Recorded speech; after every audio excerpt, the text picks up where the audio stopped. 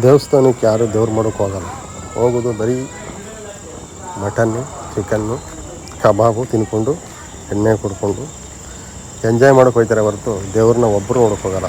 ಯಾಕೆಂದರೆ ಎಷ್ಟೋ ಜನ ಕಬ್ಬಾಳ ದೇವಸ್ಥಾನಕ್ಕಿಂತ ಹೋಗ್ತಾರೆ, ದೇವ್ರ ದರ್ಶನನೇ ಮಾಡಲ್ಲ. ಯಾಕೆಂದರೆ ಆ ರಶಲ್ಲಿ 1 ಗಂಟೆ 2 ಗಂಟೆ ಅಲ್ಲೇ ಕಳಿಬೇಕು.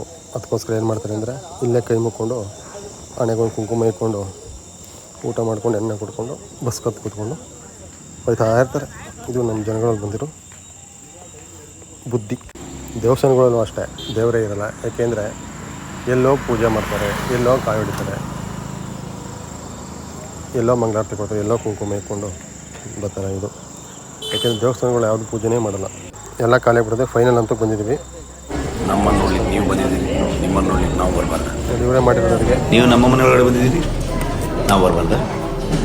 ಕಲಿಯುಗದನಿ ಬರ್ಬೋದು. ಯಾವುದೇ ಒಂದು ಚಿಕ್ಕ ಪುಟ್ಟ ಫಂಕ್ಷನ್ ಮಾಡಬೇಕಂದ್ರೆ 1 ರಿಂದ 1.5 ಲಕ್ಷ ಬೇಕು. ಅದಕ್ಕೆ ಓದುತ್ತಾರೆ ಹಂಗಿತ್ತು ಹಿಂಗಿತ್ತು ಚೆನ್ನಾಗಿಲ್ಲ, ಉಪ್ಪಿಲ್ಲ ಖಾರ ಇಲ್ಲ ಅಂತ ಹೇಳಲು ಅಲ್ಲೇ ಗಿಡಬೇಕು. ಏಕೆಂದರೆ ಇದು ಅವರ ಇಲ್ಲಾಂದ್ರೆ ಒಂದು 5 ತಿಂಗಳು ಪರಿಶ್ರಮ ಇರ್ತಿರೋದು. ಊಟ ಮಾಡಿ ಬಡಿಸ್ಬೇಕಾದ್ರೆ 5 ತಿಂಗಳು ಪರಿಶ್ರಮ ಕಷ್ಟ ಇದೆ.